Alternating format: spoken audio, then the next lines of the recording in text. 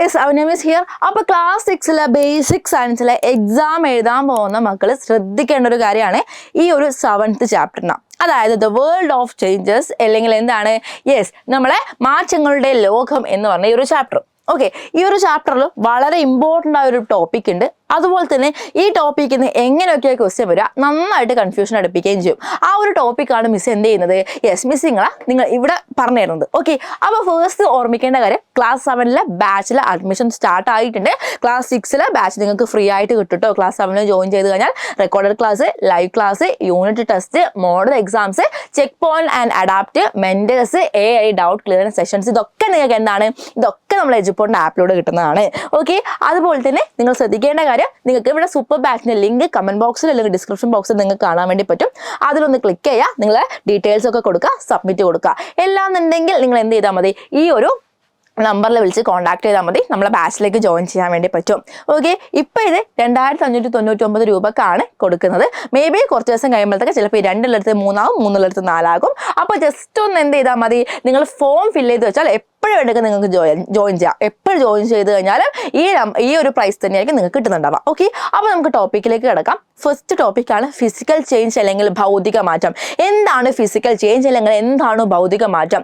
Okay, ഇത്ര മാത്രം മനസ്സിലാക്കുക. ഒരു വസ്തുവിൻ്റെ, ഒരു ഒബ്ജക്റ്റിൻ്റെ വലുപ്പം, സൈസ്, ആകൃതി, ഷേപ്പ്, അതുപോലെ തന്നെ എന്താണ് അവസ്ഥ അല്ലെങ്കിൽ സ്റ്റേറ്റ്, ഇത് മൂന്നും മാറുന്നുണ്ടെങ്കിൽ അതിനെ ഫിസിക്കൽ ചേഞ്ച് എന്ന് പറയും.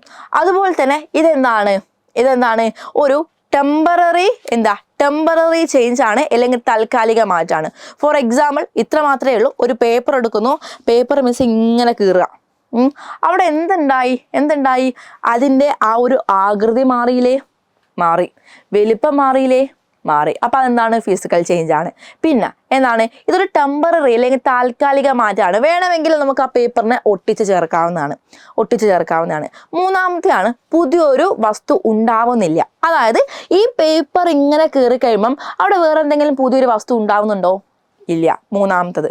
ഈ 3 പോയിന്റും ഓർമ്മിച്ച് വെക്കുക. ഓക്കെ, ഇനി നമുക്ക് കെമിക്കൽ ചേഞ്ച് അല്ലെങ്കിൽ രാസമാറ്റത്തിലേക്ക് നമ്മൾ പോകുന്നത്. സിമ്പിളായിട്ട് പറയുകയാണെങ്കിൽ ഒരു പേപ്പർ എടുക്കുന്നു, മിസ് അതിനൊന്ന് കത്തിക്കുന്നു.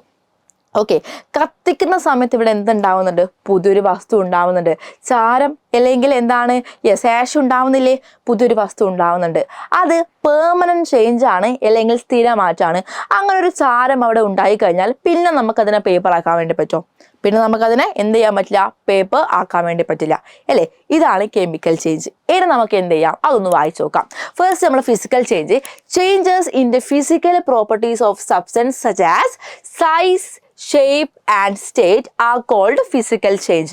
Okay, expanding, melting, breaking and tearing are physical changes.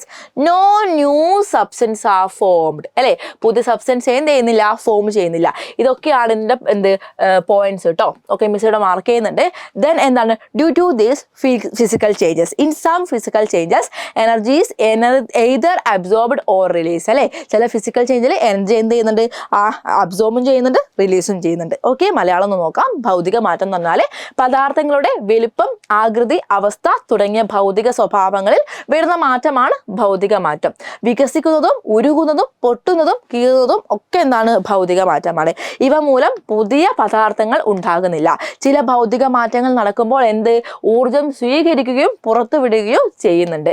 ഭൗതിക മാറ്റം ഒരു താൽക്കാലിക മാറ്റമാണ്. ഭൗതിക മാറ്റം താൽക്കാലിക മാറ്റമാണ് അല്ലെങ്കിൽ ടെമ്പററി ആണ് എന്നുള്ള കാര്യം ഓർമ്മിക്കുക. അടുത്തത് നമ്മൾ കെമിക്കൽ ചേഞ്ച്, നമ്മൾ ഇതിന്റെ കൂടെ തന്നെ പഠിച്ചു. ഒന്നാമത്തെ point, when a chemical change occurs, the chemical properties of the substance change, a new substance are formed. അല്ലേ, ഒരു പുതിയ വസ്തു ഫോം ചെയ്യുന്നുണ്ട്.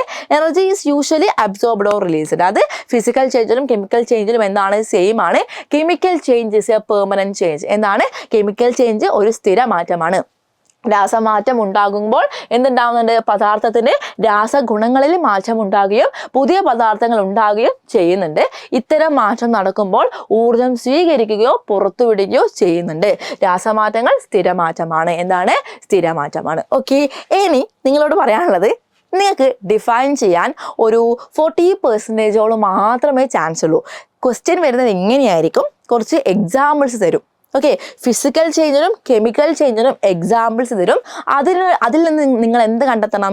യെസ്, ഏതാണ് ഫിസിക്കൽ ചേഞ്ച്, ഏതാണ് കെമിക്കൽ ചേഞ്ച്, ഏതാണ് ഭൗതിക മാറ്റം, ഏതാണ് രാസമാറ്റം എന്ന് നിങ്ങൾ കണ്ടെത്തണമെങ്കിൽ കൃത്യമായിട്ട് എന്താണ് ഈ ഫിസിക്കൽ അല്ലെങ്കിൽ എന്താണ് ഈ കെമിക്കൽ ചേഞ്ച് എന്ന് നിങ്ങൾക്ക് അറിഞ്ഞിരിക്കണം. ഓക്കെ, അതുപോലെ തന്നെ നിങ്ങൾക്ക് വേറൊരു ക്വസ്റ്റ്യൻ വരാം. ഈ ഫിസിക്കൽ ചേഞ്ചും കെമിക്കൽ ചേഞ്ചും ഡിഫൈൻ ചെയ്യാതെ ക്ലാസിഫൈ ചെയ്ത് എഴുതാൻ പറയും. ഓക്കെ, ഫസ്റ്റ് നിങ്ങൾക്ക് എന്ത് ചെയ്യാം?